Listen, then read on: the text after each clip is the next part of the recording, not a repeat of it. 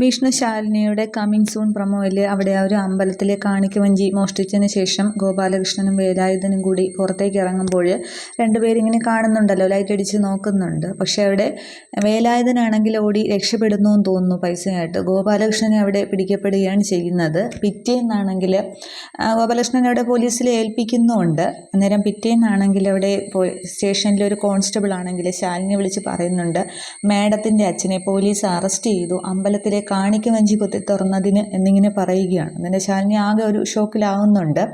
എന്നിട്ട് ശാലിനിയാണെങ്കിൽ നേരെ സ്റ്റേഷനിലേക്ക് ചെല്ലുകയാണ്. അന്നേരം അവിടെ സെല്ലിൽ ഗോപാലകൃഷ്ണനെ മാത്രമേ കാണിക്കുന്നുള്ളൂ, വേലായുധനെ കാണിക്കുന്നില്ല. അന്നേരം ഒരുപക്ഷെ വേലായുധനാണെങ്കിൽ ആ പൈസയുമായിട്ട് അവിടെ നിന്ന് പോയി കാണണം. അന്നേരം ശാലിനിയാണെങ്കിൽ ആദ്യം ചെന്ന് ഗോപാലകൃഷ്ണനോട് ചോദിക്കുന്നുണ്ട്, എന്താ സംഭവിച്ചത്, എന്തിനാ ഇങ്ങനെ ചെയ്തത് എന്നൊക്കെ ചോദിക്കുമ്പോൾ ഗോപാലകൃഷ്ണനാണെങ്കിൽ ഒരക്ഷരം മിണ്ടുന്നില്ല. എന്താണ് ചെയ്തതെന്നോ, ശാരീരിക ഓപ്പറേഷന് വേണ്ടിയാണ് ചെയ്തതെന്നോ, ഇനി വേലായുധൻ കൂടെ ഉണ്ടായിരുന്നോ എന്നോ ഒരു കാര്യവും അവിടെ പറയുന്നില്ല. അവസാനം ശാലിനിക്ക് മനസ്സിലാവുന്നുണ്ട് അച്ഛനൊന്നും പറയില്ല എന്നുള്ളത്. ശാരദാമ്മയുടെ കാര്യത്തിൽ അങ്ങനെയായിരുന്നല്ലോ ഗോപാലകൃഷ്ണൻ തീരുമാനം.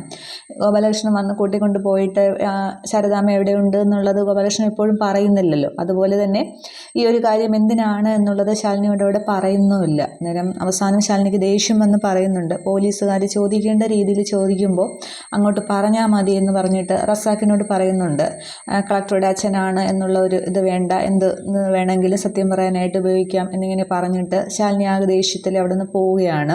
അന്നേരം ഈ റസാഖാണെങ്കിൽ ഇങ്ങനെ ദേഷ്യത്തോടെ ആ ഒരു സെല്ലിൻ്റെ ആ ഒരു കമ്പിയിൽ ഇങ്ങനെ കൈ ചുരുട്ടി ഇങ്ങനെ പിടിക്കുന്നുണ്ട്. ഗോപാലകൃഷ്ണൻ ഇങ്ങനെ പേടിച്ച് നിൽക്കുകയാണ് ചെയ്യുന്നത്.